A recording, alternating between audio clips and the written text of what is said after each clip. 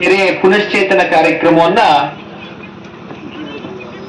ಶ್ರೀ ಪರಮ ಪೂಜ್ಯ ವೀರೇಂದ್ರ ಹೆಗ್ಡೆ ಗುರುಗಳ ಆಶೀರ್ವಾದದೊಂದಿಗೆ 7 ಕೆರೆಗಳು ಇದು ಇವತ್ತು 7ನೇ ಕೆರೆ. ಕಳೆದ ವರ್ಷ ಬಹುಶಃ ಆದ್ರಿಪುರದ ಕೆರೆ ತುಂಬಾ ಉತ್ತಮವಾದಂತ ಕೆಲಸವನ್ನ ಮಾಡಿ ತೆಗೆದಂತ ಹೂಳನ್ನ ಸ್ಥಳೀಯ ರೈತರಿಗೆ ನೀಡಿ ಕೆರೆಯ ಪುನಶ್ಚೇತನ ಕಾರ್ಯಕ್ರಮವನ್ನ ಶ್ರೀ ಕ್ಷೇತ್ರ ಧರ್ಮಸ್ಥಳ ಗ್ರಾಮೀಣಾಭಿವೃದ್ಧಿ ಯೋಜನೆ ಇವರ ವತಿಯಿಂದ ಕೆಲಸ ಆಗಿದೆ. ಆದ್ರೆ ರೈತರು ಏನು ಹಾಲು ಉತ್ಪಾದನೆಯನ್ನ ಮಾಡ್ತಾರೆ, ಆ ಹಾಲು ಉತ್ಪಾದನೆ ಇವತ್ತು ಉತ್ತಮವಾಗಿ ಆಗ್ತಿದೆ ಅಂದ್ರೆ ಯಾಕಂದ್ರೆ ಉತ್ತಮವಾದಂತ MPCS ನೆಟ್ವರ್ಕ್ ಇರೋದ್ರಿಂದ ಅಂತ MPCS ಗಳಿಗೆ ಹಾಲು ಉತ್ಪಾದಕರ ಸಹಕಾರ ಸಂಘಗಳ ಕಟ್ಟಡಗಳಿಗೆ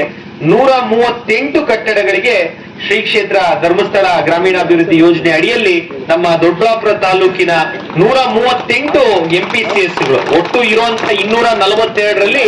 138 ಸೊಸೈಟಿಗಳಿಗೆ ಸಂಘದ ವತಿಯಿಂದ ಇವತ್ತು ಸಹಕಾರ ದೊರೆಯುವಂತದ್ದು. 2 ಅಂಗನವಾಡಿ ಕಟ್ಟಡಗಳನ್ನ ನಮ್ಮ ತಾಲೂಕಲ್ಲಿ ಕಟ್ಟಿಕೊಟ್ಟಿರುವಂತದ್ದು.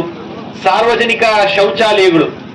ಸ್ವಚ್ಛ ಭಾರತ ಅಂತ ಹೇಳಿ ಪರಿಕಲ್ಪನೆಯನ್ನ ಏನು ಸನ್ಮಾನ್ಯ ನರೇಂದ್ರ ಮೋದಿ ಅವರು ಕೊಟ್ಟಿದ್ದಾರೆ, ಆ ನಿಟ್ಟಿನಲ್ಲಿ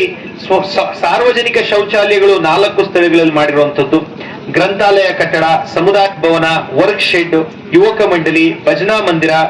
ಭೋಜನಾಲಯ, ಕಂಪ್ಯೂಟರ್ ಖರೀದಿ, ವೈದ್ಯಕೀಯ ನೆರವು, ಈ ರೀತಿ 201ಕ್ಕೂ ಅಧಿಕ ಗ್ರಾಮಗಳಲ್ಲಿ ಇವತ್ತು ಶ್ರೀ ಕ್ಷೇತ್ರ ಗ್ರಾಮೀಣಾಭಿವೃದ್ಧಿ ಯೋಜನೆ ವತಿಯಿಂದ ತಾಲೂಕಿನ 201 ಗ್ರಾಮಗಳಲ್ಲಿ ತಮ್ಮ ಆಶೀರ್ವಾದ ಹಾಗೂ ತಮ್ಮ ಸಹಕಾರ ಹಾಗೂ ತಮ್ಮ ಬೆಂಬಲ ಇವತ್ತು ಸ್ಥಳೀಯ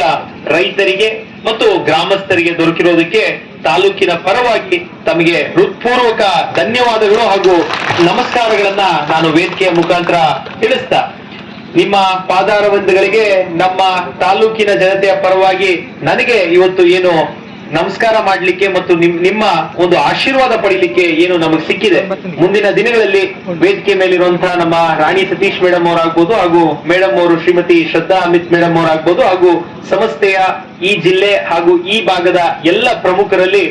ಇನ್ನೂ ಹೆಚ್ಚಿನ ರೀತಿಯಲ್ಲಿ, ಯಾಕಂದ್ರೆ ನಮಗ್ ನೀರಾವರಿ ಇಲ್ಲದೆ ಇರೋ ಕಾರಣ ಈ ಕೆರೆಗಳ ಅಭಿವೃದ್ಧಿ ತಾವೇನ್ ಮಾಡ್ತಾ ಇದ್ದೀರಾ, ಹೆಚ್ಚಿನ ರೀತಿಯಲ್ಲಿ ನಮ್ಮ ತಾಲೂಕುಗಳಿಗೆ ಈ ಕೆರೆಗಳ ಅಭಿವೃದ್ಧಿ ಶ್ರೀ ಕ್ಷೇತ್ರ ಗ್ರಾಮೀಣಾಭಿವೃದ್ಧಿ ಯೋಜನೆಯ ವತಿಯಿಂದ ಪೂಜ್ಯರ ಆಶೀರ್ವಾದದೊಂದಿಗೆ ನಮಗೆ ಆಗ್ಲಿ ಅಂತ ನಾನು ಈ ಮೂಲಕ ಮನವಿಯನ್ನ ಮಾಡ್ತಾ,